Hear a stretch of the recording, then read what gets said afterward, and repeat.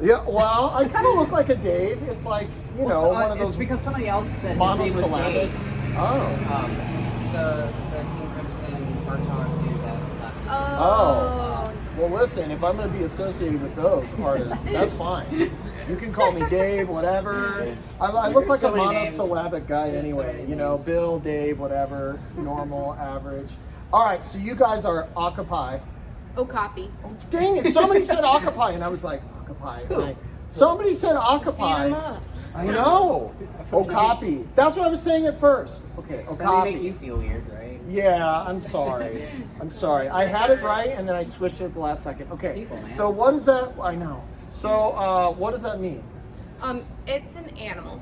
Okay. It was a cryptid. So like silly white people going to the Congo totally didn't believe the people that lived there. The mythologies around this Yeah. animal. Yeah, they didn't think that it existed. They thought that it was just like Bigfoot, something silly like Okay. that.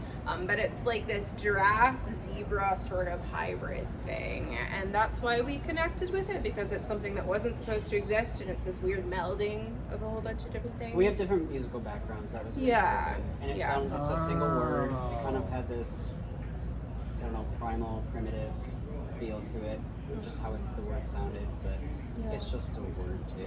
Like, That's great. It sounds cool. Yeah. Once you understand how to say it. Yeah. So that's awesome. Okay, so it's kind of like this, like a mythical creature that's like a combination of different things. But okay, so then you guys, so that's important to you guys in that you have like different backgrounds that you're bringing and melding together. So what are those backgrounds then? I was classically trained. I went to a conservatory for a year and a half and dropped out. I felt like I was getting put in this little box and being judged, being told that other instructors didn't like me because I had tattoos and all this stuff. And That's rough. I really clicked with the cello. That's why I went through as far as I did. But all the music that I listened to was like grunge and emo stuff and Love things that grunge. were like really trying to be super, I guess, kind of topically emotional. And of course, there was some classical that I would click with, like gotta love Shostakovich. But Good for cellists. yeah, totally. But yeah, so I was wanting to go into more of a rock direction and more of a relatable, like not closed off, not closed-minded, bigger spectrum group of people to yeah, you listen. seem to be putting just like feelers out there to kind Yeah. of see if you would connect with it. Yeah. Just different. I have like, I don't have any training. I took lessons very like early on. Bass lessons early on, electric bass. I didn't like lessons. I didn't really play. I didn't like really stick with it. But ended up meeting some people that I really liked that I kind of grew with musically through high school. Just rock band stuff.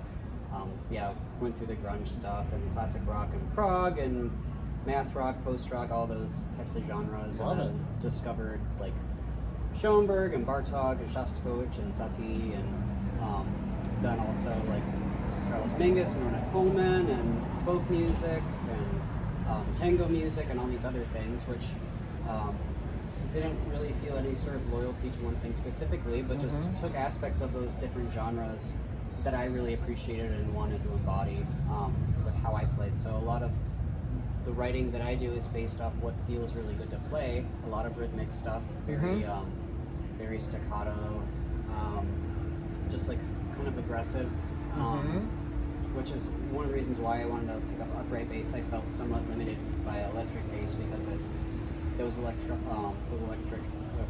instruments can be sensitive towards like physicality and things like that. You know, if you like play too hard, there'll be distortion through the pickups and things like that. So I like being very physical with this instrument, and though it took me a bit to adapt to, that was in summer of 2015. I just bought one, just did a lot of research and called around, didn't know anything about it. Wow. Haven't played any other basses or anything, just kind of made it work with what I was doing. So yeah, that's I guess my background, and I guess I was kind of leaving the traditional rock world or the math rock where things were getting, just like anything, to be a little too much. You're pushing your capabilities, and I was more interested in songwriting, and utilizing certain techniques and ideas and seeing, I really like interesting structures. Like how do you incorporate these elements into a really interesting, somewhat accessible but concise, 4.5 minutes type of thing. So I really appreciated that sort of challenge with the different things I was playing. It's beautiful. You mentioned math rock. I thought it was interesting. I actually thought of math rock while I was listening to you guys, because you have a lot of grooves that are hypermetric. They line up like once every maybe 3 measures, every 4 measures, and then they go off and sort of do their own thing for a little while, and then they unite again. Is that maybe where that came from? Is that kind of stuff? I mean, I think even with prog music, even classical music, still they all have, all these types of genres have elements of that. Yeah. But we met in Chicago. That's kind of like a huge it was math kind rock of mecca too. Blood. I Was in the didn't know blood that. there. So That's cool. it's a lot of math rock bands and things, but And I think so much of it, rhythmically, for him especially, we both are a little bit ADHD with things. I got so tired of playing weddings and that sort of music. You just want to vomit out your soul, Right. And so finding something that, hopefully it's entertaining for other people, but it's going to keep you intrigued and That's connecting important. with it and excited about it. it's really fun to play without So, rhythms are going going to overboard be. with it. Nothing that we do isn't super duper difficult, but it is different, I think. But I really like feeling those things and those overlapping and those overlappings, and it's just really that sort of movement is why I like rhythmic stuff, so irregular rhythm so much. Just that type of feeling, rather than something very straight and direct. I would get bored with that. So, but even having the repetition is really fun too. Being able to come back to something. Now, when you guys are playing, it sounds really tightly controlled. And you said something about being ADD, and that made me wonder. At first, I was like, how much of this is improvised? That's what I started wondering at first when I was listening to your set. Then eventually, I was like, I think maybe nothing is improvised, and maybe it's just really tightly controlled, and it just sounds like that because their grooves interlock in a unique way. Yeah. Is that true? Or did I guess wrong? It's all written out for me, at least. Everything for him is in his head, and he does it pretty much exactly the same way every time. But I'd say our breathing through it is always a little different. You're breathing through it. Yeah. What does that mean? Just the way that we're feeling it, the pulses in communication within that. The length of notes. So I think that is what makes it feel more like ebbing and flowing. It's loose. It's like a loose tightness, really. Yeah. I think when we're writing, we're making decisions, we try to make it really tight so then we can loosen it up when we want. Just so we know where that middle point is, and then we can kind of push and pull within that tightness. So you spend a lot of time getting really comfortable in rehearsal, so that then when you're performing, you can get a little loosey-goosey, you can play with it if you want. Exactly. Feel the expressiveness and let certain things breathe. And That's all that. exactly what I do vocally too. It's all just based on the mood, and there are guidelines that I'm following with the vocal stuff, but a lot of the little inflections and nuances and yodely and kind of voice cracking stuff is all just how I'm feeling in that moment too, which makes that performance aspect fun too. Yeah, and then it's fun to bounce off of that. I mean, any performer knows that it's exciting to hear some change in it, and then you can try to give your own take on that back, That's wonderful. I have no idea how I would respond to yodeling, so I'm glad that you do. Well, just I've heard it live maybe once, and I was just flabbergasted in amazement. But sorry, what were you saying? I guess I think that's the term for it, but kind of the voice cracking sound at the end of a word or something, not necessarily the actual yodeling that you think about, but just that voice crack that you just let the Shirley pitch, Temple. Yeah. Wait, do you want to demonstrate now then? Because now come on. So there's this thing in Appalachia that a lot of that this thing I'm talking about is used in phrasing, where it's this Ooh. Oh yeah. Where you just, and I like playing with stuff like that. That's so Lilting, cool. sort of. That reminds me It of is the like a Cranberries a little bit. Yeah. I could, yeah. Yeah. Our whole area is Scotch-Irish. Like, Yeah. Oh. Um, And that's another, I mean, talking about influences Wow. and such, he really got into the anthology, American folk. yeah. And so much of that was captured in Appalachia, and those were more authentic, traditional to Europe tunes because they were so isolated. Right. The isolation kept them more how they originally were. Preserved them. It was interesting because Appalachia, the songs are preserved there longer than they were in England. England and Scotland, Yeah. because they had ethnomusicologists that were studying the progression of these songs and how they had evolved. And when they came over here, they were discovering that there have earlier forms that have been preserved in Appalachia because they are isolated communities and they're being passed down and not being affected by outside influences and things.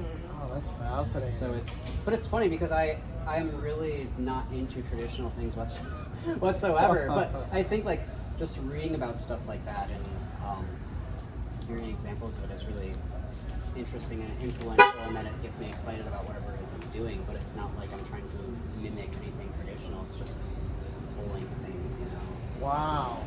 I never would have expected that influence to come out, but I actually love Appalachian folk music. I think it's lovely, and I wouldn't have made that connection, but it makes sense that it's buried deep inside there. I think Yeah. a lot of what I appreciate about folk music is just, I think, the approach to the approach to the performance, but also the relationship with the music, where it isn't this. It just feels really organic, and it's a really special, non-pressured, or can't think of the right description, but it just feels very organic, and there's a lot of heart in it.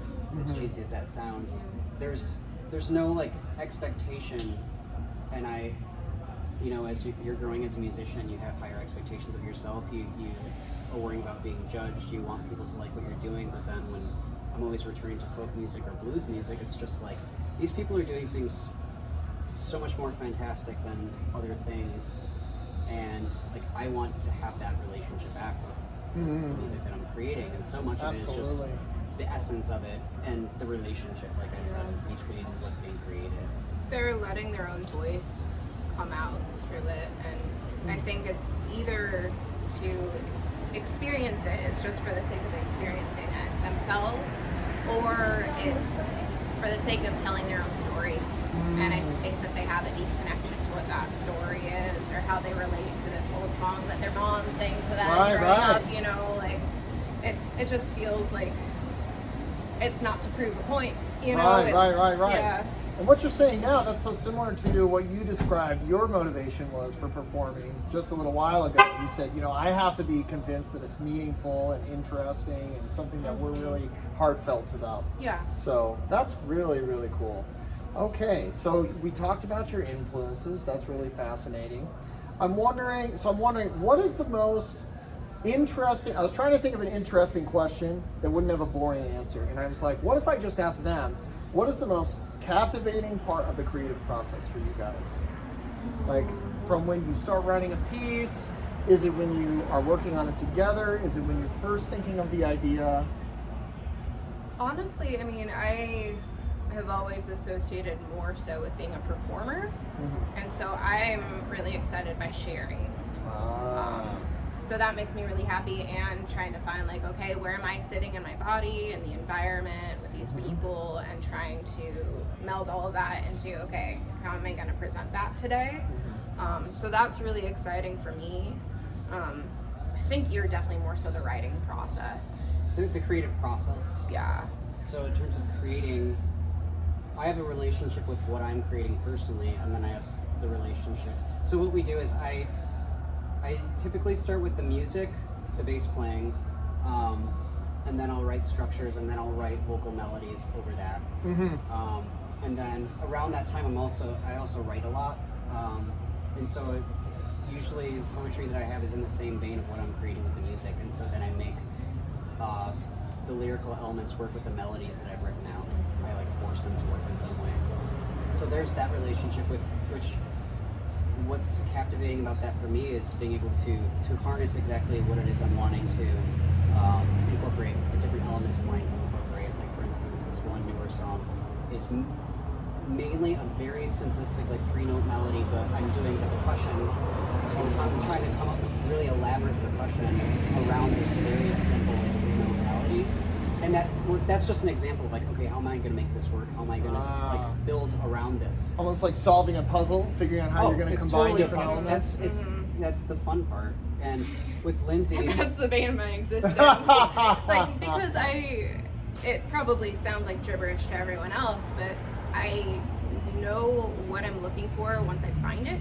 Like that's it. Yeah. But up until that point, I know everything that doesn't work, and I'm very angry about it. Well, that's the fun thing too. Is it's so much trial and error, and that's the most beautiful thing. But then it is. You kind of what's so beautiful and why I love working with Lindsay is that she's bringing this whole new layer to everything and a different color that I wouldn't think of. I mean, that's why you want to work with people is that you're on similar planes, but they have different perspective on it that can contribute to it and add another layer of something to it.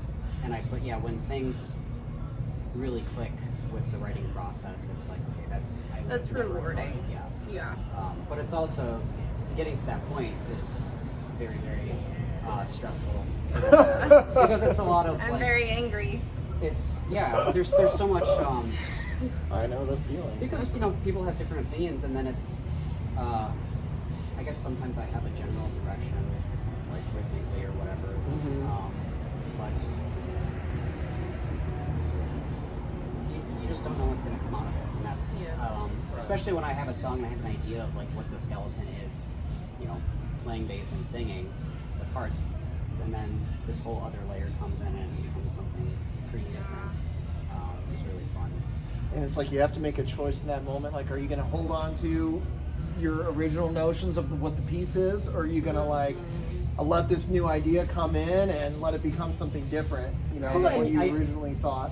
You don't allow anything to come through with the additional writing process that you are unhappy with. So you end up coming up with something that you like just as much or better because you're making these decisions together and you're agreeing that it's adding more to it in a way that is suitable and we ultimately have the same goal. Like we want it to work and be cohesive, but we're both very headstrong people, and so if we have opposing ideas with something, I think we're actively trying to prove our point, and I think it goes both directions with that. Like, what does that look like? Do you debate? Do you like make a case, or do you argue musically? I wish it was that nice.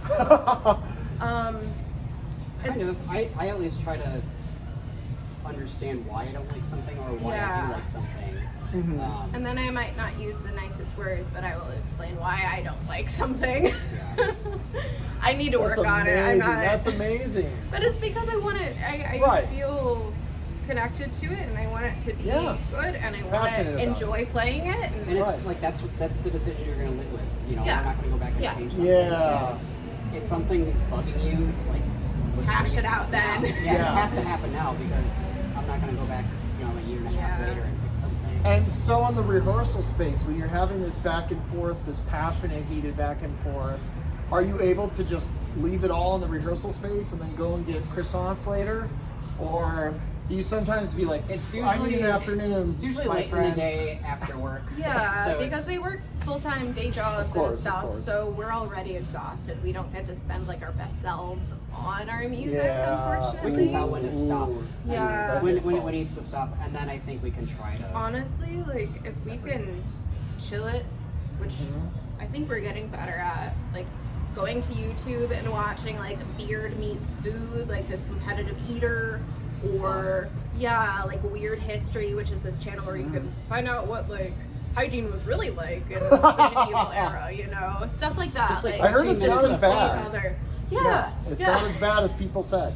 But so like 15 minutes of decompressing basically, and then okay, and then we have really impressive. If that's what it helps. You need that. You do. You go insane otherwise. Or at least I would. I can tell when my brain can't take any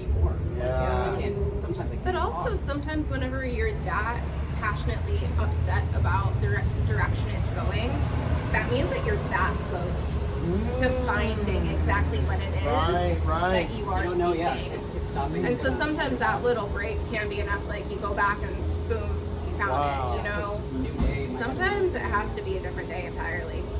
You guys are making co-composing sound pretty fun, actually, in some weird way. It sounds stressful and intense, but interesting. If we can get paid to do it, that'd be That would that would be be the the best. that would be different. Oh man. Well, guys, I so appreciate you taking the time. I would love to close with one final question, which is, so when I start teaching every year, I like to ask my students, share one boring fact about yourself, you know? And just for fun, and it's not actually boring, it's like something, it usually ends up being something quirky that reveals something about the person. You know what I mean? So like if I were to share a boring fact, I would say probably all my wardrobe is from Costco, because I'm like an average dad guy, you know, and it's a very goofy fact. But that's where you find me on the weekends, you know, Just like a utilitarian. yeah, like- utilitarian, exactly. The Costco drip, as the students call it. So I know that's hard. Maybe we can answer for each other. Oh, okay. No. I want to hear it. No. No, So, I want to hear that though. I mean, I think it's disgusting personally, but Cool. he hasn't done it in a while. Here we go But with the he strong would words. Eat oatmeal Yeah. cooked in oat milk with no sugar, Oh. no butter, no salt, no anything. No Utilitarian. salt. That is Utilitarian. utilitarian. I mean, But- Costco in a bowl. I mean, there are way more boring things about me than that. Like, That's- it would make me gag. At Like, least a put some little nuts salt. in it or That's what I would say. something. But I like the oatmeal in oat milk because It's I in love its own oats. blood. That's amazing. I love it. All right, now you've got an answer for her then.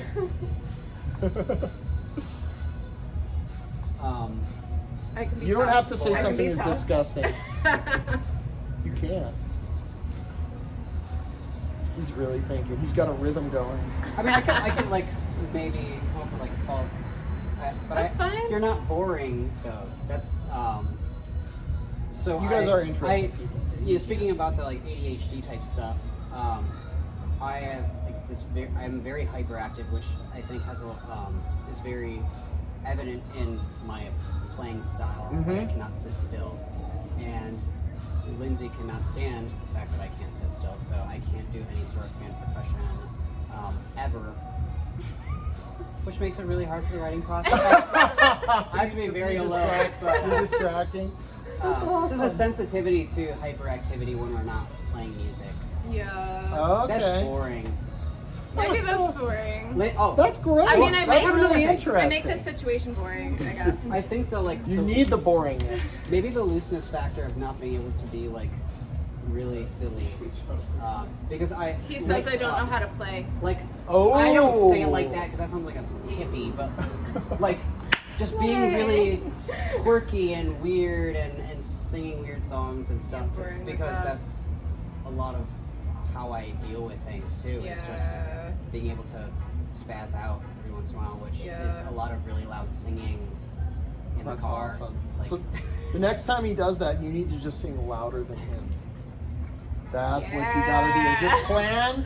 Just get like a small megaphone, something like that. Just don't damage his hearing. Yeah. But you that's can damage the We'll do. hearing. No. That's awesome. See, that was great. We learned something about you guys. That was personal as well. Perfect way to end it. You guys are so kind to let me talk to you. Thank you. We so appreciate you opening up our cartel series. Couldn't have thought of a better way. So fun. Thanks. Thank you. We're gonna Thank go you eat so some much. oatmeal. Oatmeal. I love it.